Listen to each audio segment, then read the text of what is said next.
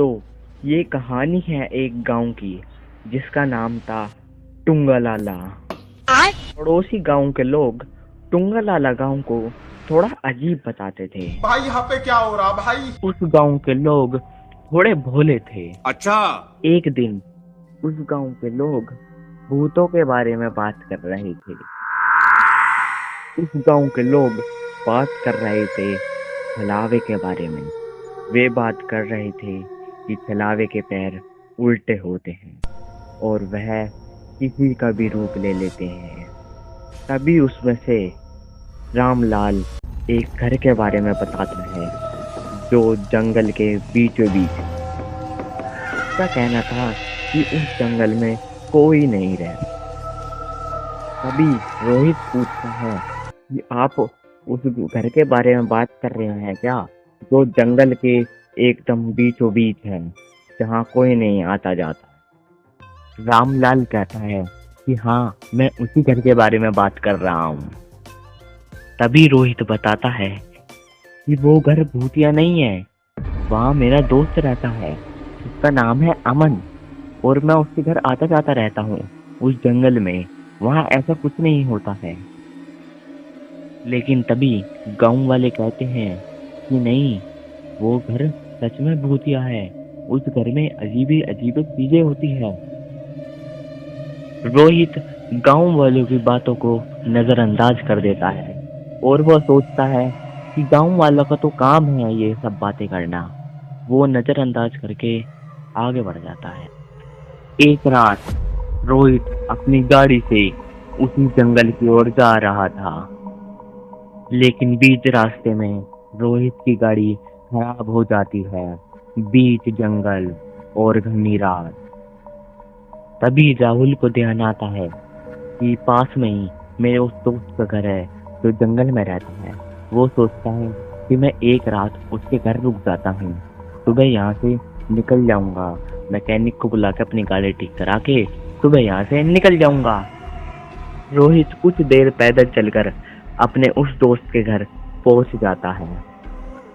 वह वहां पर गेट खटखटाता है और तभी उसका दोस्त बाहर आ जाता है और वे दोनों घर के अंदर चले जाते हैं।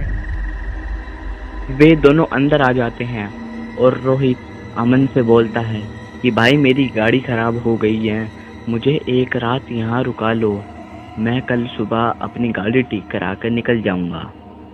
अमन रोहित से बोलता है, अरे भाई, तू कैसी बात कर रहा है, तेरा ही घर है, रुक जा चाहे जितने दिन तुझे रुकना है। रात काफी हो गई थी। अमन रोहित से बोलता है कि भाई, अब तुम सो जाओ। अमन रोहित से पूछता है कि भाई, तुम अंदर कमरे में बेड पर सोना पसंद करोगे या फिर सोफे पर। रोहित अमन से बोलता है कि भाई, मैं बाहर ही सो जाऊंगा सोफे पर। और तभी अमन अंदर बेड पे सो जाता है और रोहित बाहर सोफे पर। लेकिन रोहित को नींद नहीं आ रही थी। तब वो बैठ जाता है सोफे पर। तभी उसे कुछ अजीब सी आवाजें आती हैं। रोहित खड़ा हो जाता है। तभी उसे बाहर से किसी के अंदर आने की आवाज आती है। रोहित एक मूर्ति के पीछे छिप जाता है। वो देखता है वो तो उसका दोस्त अमन है। रोहित खड़ा होने ही वाला था, वो तभी देखता है कि अमन की गर्दन पीछे गिर जाती है टूटकर। ये देखकर रोहित बहुत डर जाता है और सोचता है कि अब मैं क्या करूं। तो तभी रोहित देखता है कि उसका दोस्त अमन एक चुड़ैल का वेश ले लेता है और रोहित देखता है कि वह चुड़ैल तो उल्टी होकर दीवार पर चल रही है। रोहित के होश उड़ जाते हैं कि ये सब क्या हो रहा है। समझ जाता है कि ये तो एक छलावा है, जिस छलावे की बात गांव वाले कर रहे थे। अब रोहित को कुछ समझ नहीं आ रहा था कि वो क्या करे।